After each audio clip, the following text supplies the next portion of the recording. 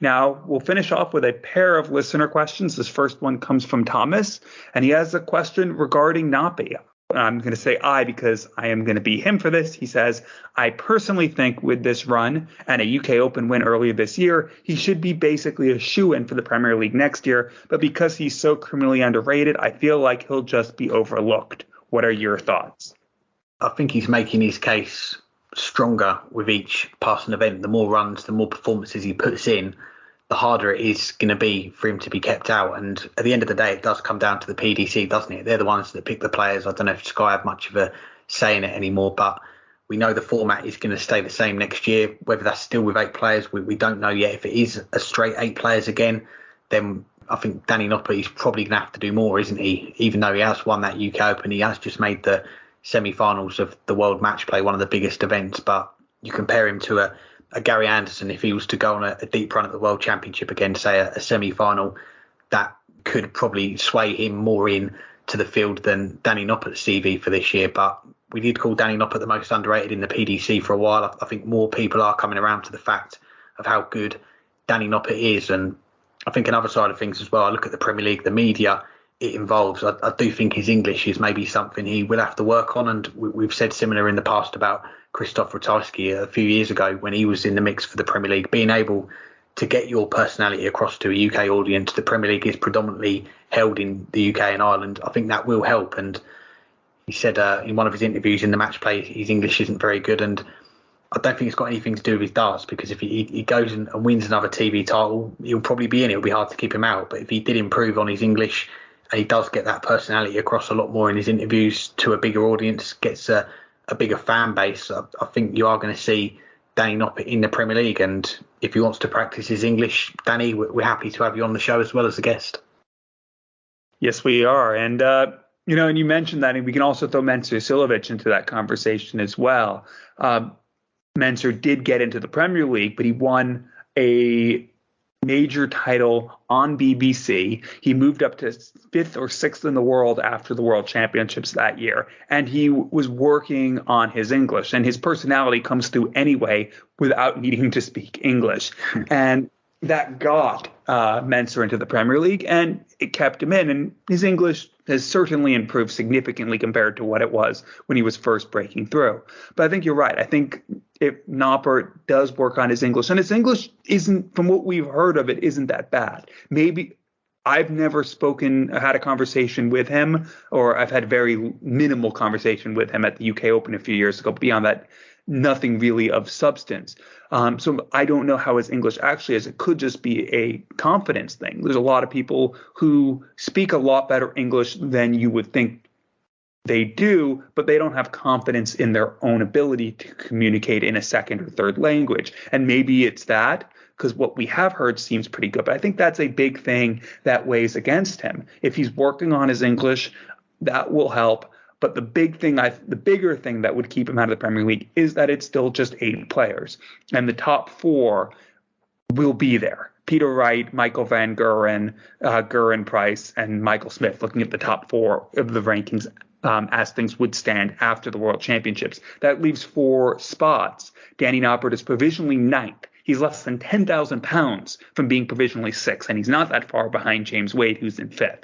So if he keeps moving up, he'll be in that Mensur Suljovic 5th or 6th position. But there are just 8 spots this time, and there are a lot of players fighting those out. And with only 4 of those spots remaining and still a bunch of televised events to come, I think he's in as things stand today, but he's not guaranteed. He'll need to keep chugging along, and making semifinals of majors will help. And our last listener question comes from Gordon Lindsay, who says, potential question for the podcast. It's not a potential question. We are going to answer it. Do you think, following the obvious success from the women's match play, that they could potentially get a few more TV tournaments in the next few years?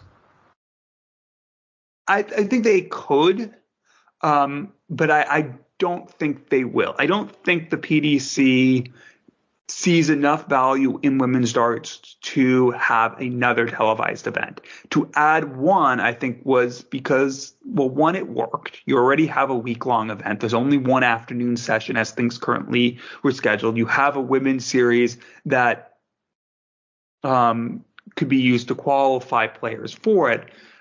and it wasn't that much of a commitment on top of that. To add another women's event, I think it's still a few years off. I think they want to see, well, what was the reaction from this? What are the television numbers? Is Sky going to pay, or is ITV going to pay anything more if there's another session of women's darts at another event?